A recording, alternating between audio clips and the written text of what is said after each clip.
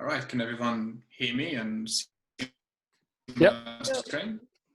Yeah. Oh, good, awesome.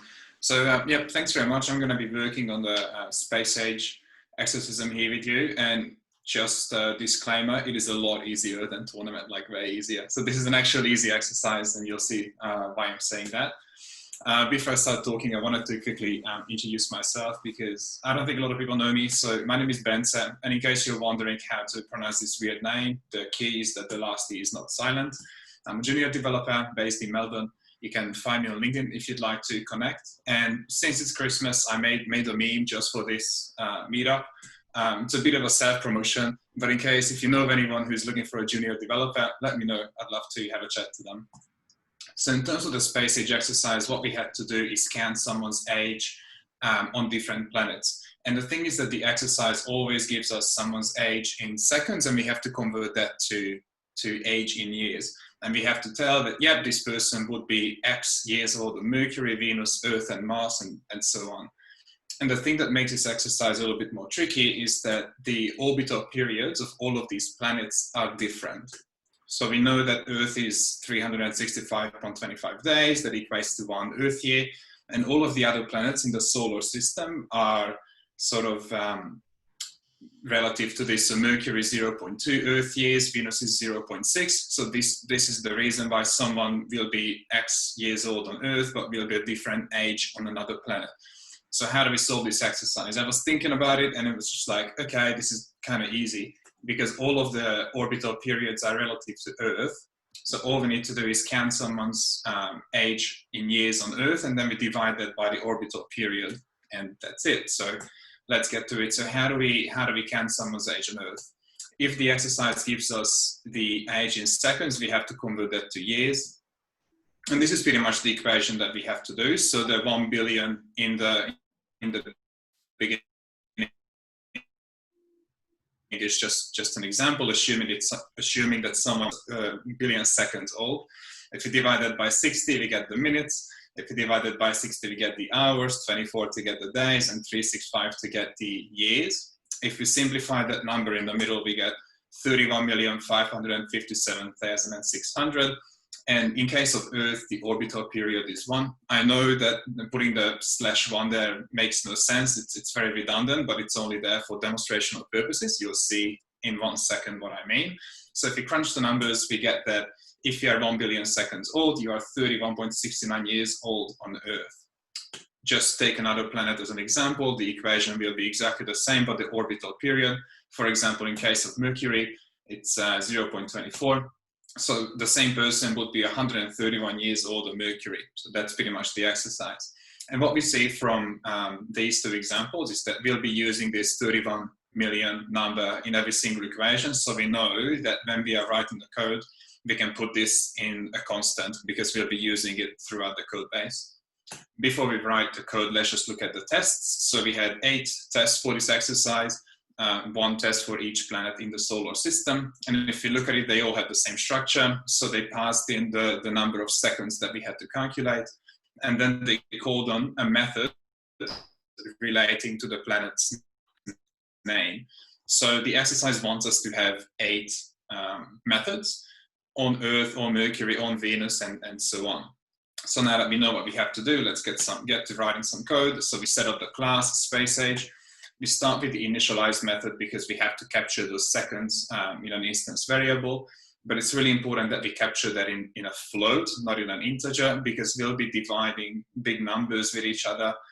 And we are actually very interested in the decimals. That's why it needs to be a float. Then we put the constant right to the top. So that's the 31 million number that we saw just before. And what we have to do is just to pump out those methods for the 8 planets in the solar system, starting with Earth. It's just the same exact equation that we saw before. Take the seconds, divided by the constant and by the orbital period. And this will be exactly the same for all of the other planets. So this probably took me 10 minutes to come up with, and I was really proud of myself, thinking that, yep, this is a really easy exercise, solved it. But the question is, are we actually done? Well, the answer is no, definitely not, because this code is not dry. So you can see that we are repeating ourselves throughout the code, which is not a very good practice. So I sort of highlighted the bits that change every single time, but the rest is exactly the same. So I was doing a bit of research online to see what we can do about making this code dry. And that's how I came across define method and method missing. So the previous one was the first solution that I had for the exercise. And with these two, I'll show you another two solutions, and then we can talk about, I guess, which one makes the most sense to use. So define method, surprise, surprise, does exactly what the name suggests. It defines a method in the receiver. And it's a metaprogramming technique that's used to create methods dynamically. So let's see how that works in practice. We still have our class. We have our constant on line 3, but we move all of our planets and their orbital periods into a hash just on line 4 because we have to have access to them. The initialize method is exactly the same. And then between lines 19 and 23, we can see define method in action. So let's see what's happening. We are iterating through the planet's hash, and we're calling the define method on each element of that hash. The way that you use define method is that you pass in the name of the method that you'd like to define, and the following code block tells Ruby what your method will do. So essentially what we're doing is we're creating those methods that the tests want us to have on Earth, on Mars, on Mercury, and so on. And then on line 21, we have the equation that we saw before. Take the seconds divided by the constant and the orbital period.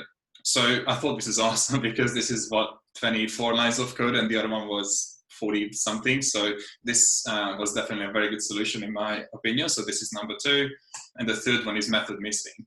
But this one is a little bit more complicated, at least it was for me to understand, simply because it just required a little bit more reading. So essentially, if you call a method in Ruby, what Ruby does is just it looks in the class's instance methods to see if the method is there.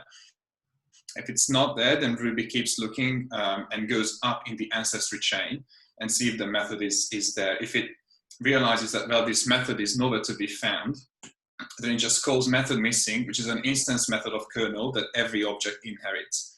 So I was thinking that with a bit of a workaround, we can use this as a bit of a workaround and use it that if we are not explicitly defining a method by its name, we can use method missing to sort of, I guess, define a method on the go almost.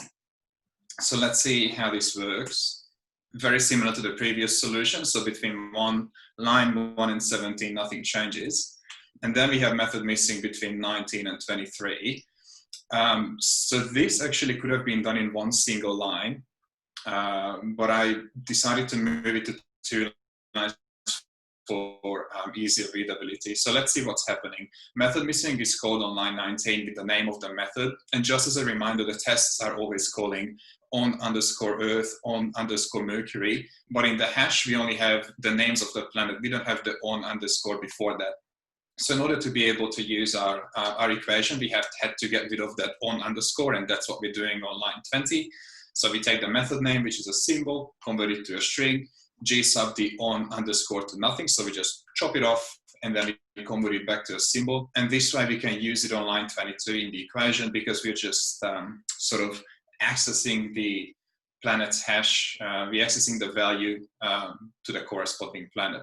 So that's number 3 really. So these are the 3 solutions that that I came up with. So this one, the first one, I reckon it's quite easy to read still. I know it's long, but if you look at it, you know exactly what's going on. You don't have to do a double take, so I quite like it.